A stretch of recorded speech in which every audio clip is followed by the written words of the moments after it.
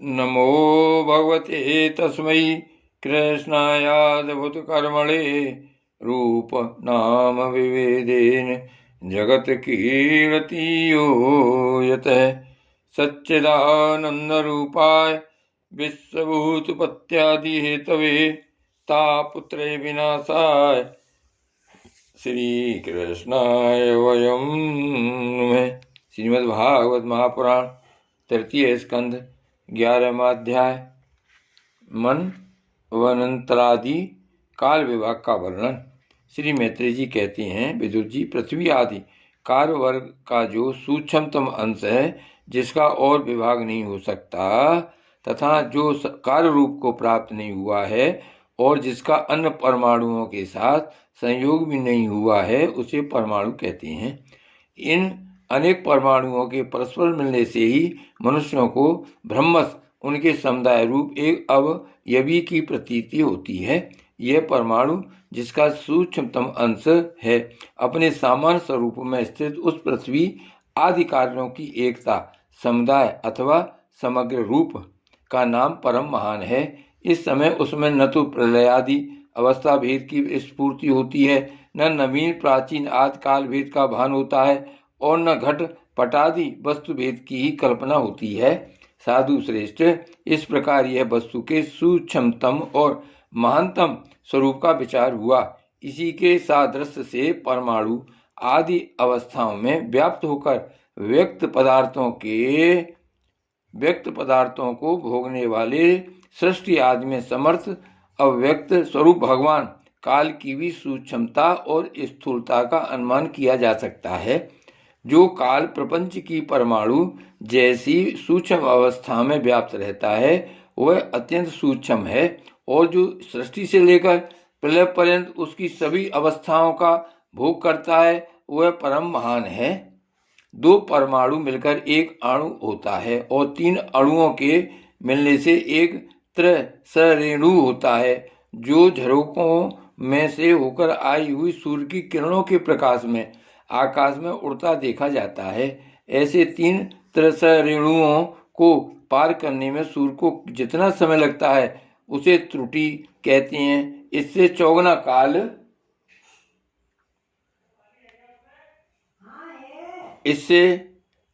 काल वेद कहलाता है, और तीन वेद का एक लव होता है।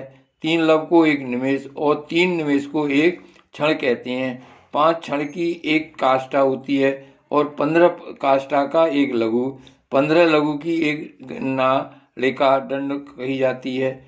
2 नालिकाओं का एक मुहूर्त होता है, और दिन के घटने बढ़ने के अनुसार दिन एवं रात्रि के दोनों संधियों के 2 मुहूर्तों को छोड़कर 6 या 7 नालिका का एक पहर होता है। यह याम कहलाता है, जो मनुष्य के दिन या रात का चौथा भाग होता है। 6 पल तांबे का एक ऐसा बर्तन बनाया जाए जिसमें एक प्रस्थ जल आ सके, और 4 माह से सोने की 4 उंगल लंबी सलाई बनवाकर उसके द्वारा उस बर्तन के पेंदे में छेद करके उसे जल में छोड़ दिया जाए। जितने समय में एक प्रस्थ जल उस बर्तन में भर जाए, वह बर्तन जल में डूब जाए, उतने समय को एक नालिका कहते हैं। विदुर जी, 4-4 पहर के मनुष्यों के दिन और रात होते हैं, और 15 दिन रात का एक पक्ष होता है, जो शुक्ल और कृष्ण भेद से 2 प्रकार का माना गया है। इन दोनों पक्षों को मिलाकर एक मास होता है, जो पितरों का एक दिन रात है। 2 मास का एक ऋतु और 6 मास का एक अयन होता है। अयन दक्षिणायन और उत्तरायण भेद से 2 प्रकार का है।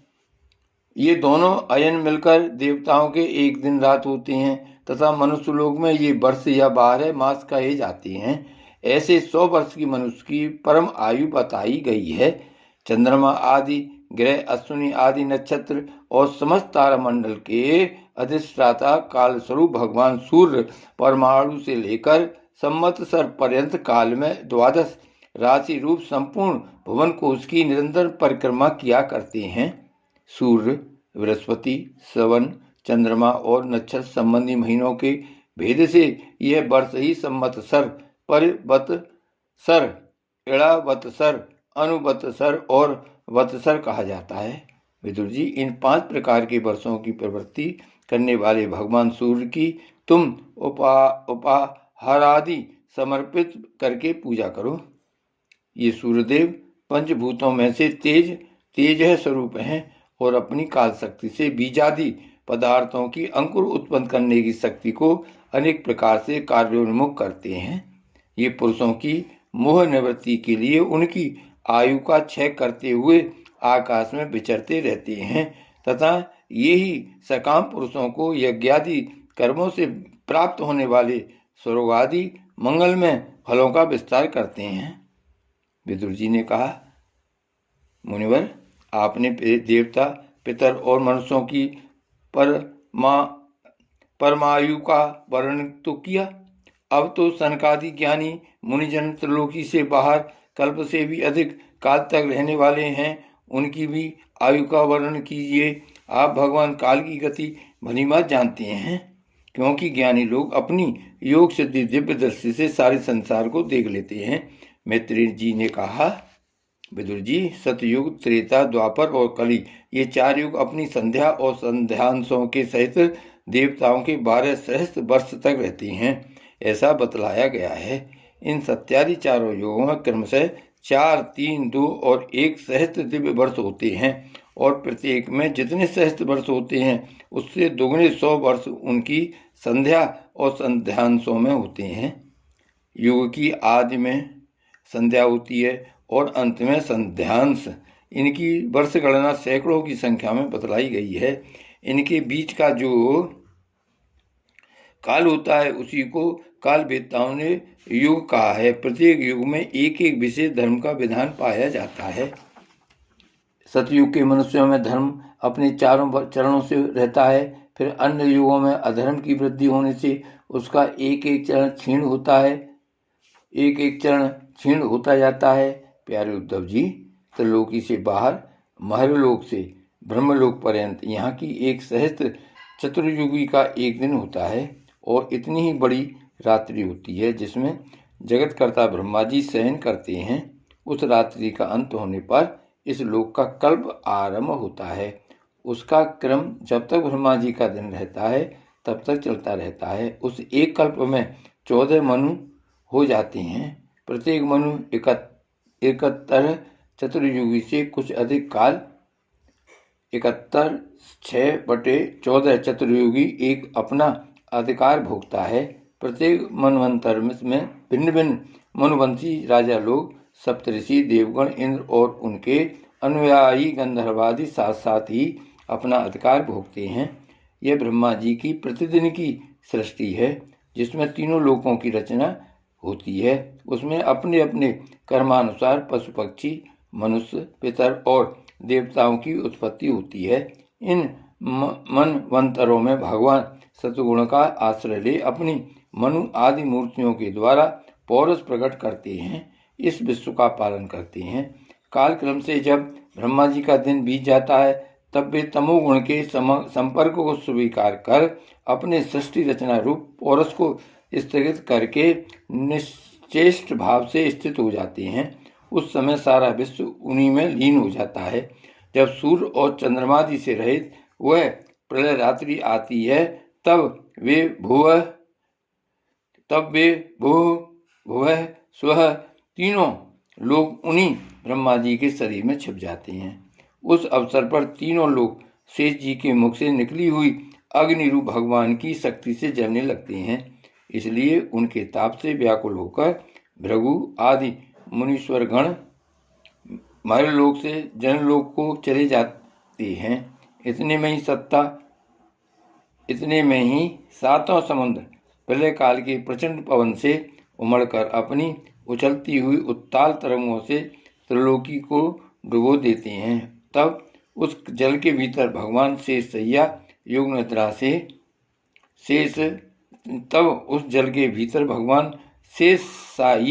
योग निद्रा से नेत्र मूंद कर शयन करते हैं। उस समय जनलोक निवासी मुनिगण उनकी स्तुति किया करते हैं।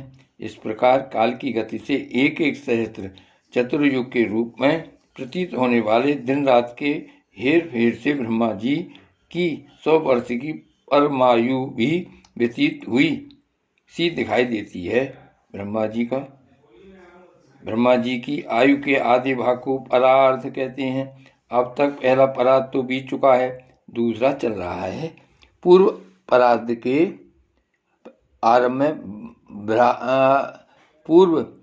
के आरंभ में ब्रह्म नामक महान कल्प हुआ था।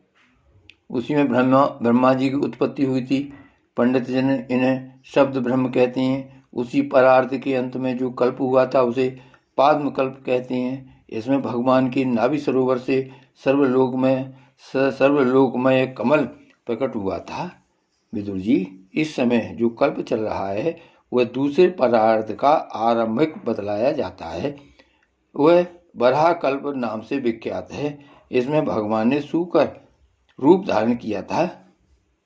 यह दो परार्ध का काल अव्यक्त अनंत अनादि विश्वात्मा श्रीहरि का एक निमेष माना जाता है। यह परमाणु से लेकर दो परार्थ पर्यंत फैला हुआ काल सर्वसमर्थ होने पर भी सर्वात्मा श्रीहरि पर किसी प्रकार की प्रभुता नहीं रखता। यह तो देहादि में अभिमान रखने वाले जीवों का ही शासन करने में समर्थ है।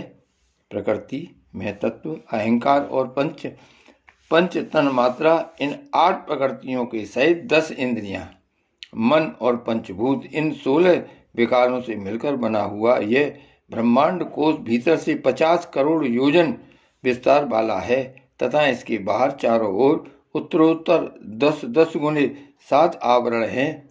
उन सब के सहित यह जिसमें परमाणु के समान पड़ा हुआ दिखता है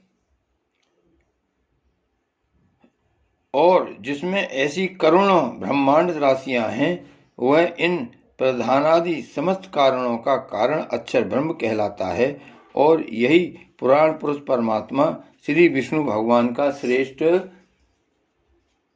धाम स्वरूप है। श्री भागवत भगवान की जय।